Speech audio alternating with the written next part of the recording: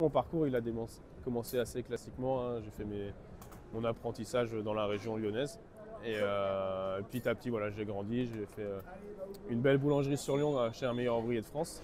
J'ai passé mon brevet de maîtrise, je suis parti pendant 7 mois à l'étranger, j'étais parti 7 mois en Australie en 2015 et après je suis revenu en France et là par contre j'ai fait 7 ans dans un hôtel-restaurant 3 étoiles en Bourgogne.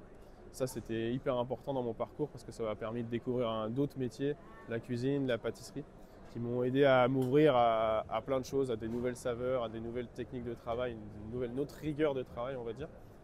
Et en parallèle, moi, j'ai fait énormément de concours, donc plusieurs fois la Coupe de France, la Coupe d'Europe, le Mondial du pain et du coup le meilleur ouvrier de France aussi. C'est le dernier concours là que j'ai passé, c'était le dernier, donc en 2023.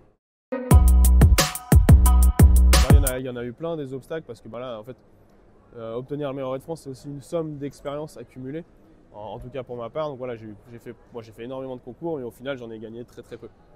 D'ailleurs, j'en ai gagné que 2, hein, c'était en 2023. Mais tout au long de ces échecs, voilà, il faut savoir à bien les analyser et se dire voilà, qu'est-ce qui n'a pas été et pas rejeter la faute par exemple sur un élément extérieur, mais se dire voilà, qu'est-ce que j'ai pas fait. Qu'est-ce que j'ai pas suffisamment bien fait pour soit dans la préparation, le jour J, voilà, pour bien apprendre de ses erreurs, ne pas les refaire et continuer à progresser, quoi. C'est ça, parce que mine de rien, les échecs, c'est dur à encaisser et c'est aussi la manière dont après on va s'en servir. Il ne faut pas qu'ils soient inutiles. Voilà, on peut se dire j'ai échoué, j'arrête, c'est fini, quoi. Non, j'ai échoué, on analyse voilà, qu'est-ce que j'ai fait, qu'est-ce que je ne ferai pas la prochaine fois pour que ça marche, quoi.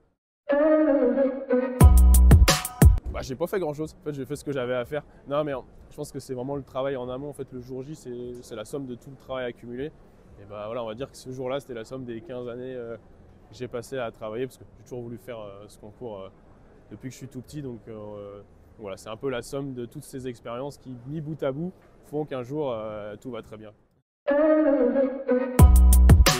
Faut travailler, c'est surtout pas lâcher toujours, comment dire, travailler mais travailler intelligemment. Comme je disais, voilà, toujours bien analyser, ne pas rejeter la faute sur quelque chose d'autre. Et voilà, ça doit être principalement ça. Et surtout, si jamais au cours de la carrière on gagne, bien garder les pieds sur terre parce que voilà, c'est aussi ça qui nous permet de bien analyser ce qu'on fait. Je dirais, dans un sens, oui, j'ai eu ce que je voulais.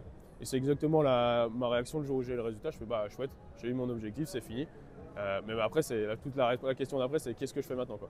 Donc voilà, il y a encore plein de choses à apprendre. Même moi, j'ai encore envie de continuer un peu à faire des concours.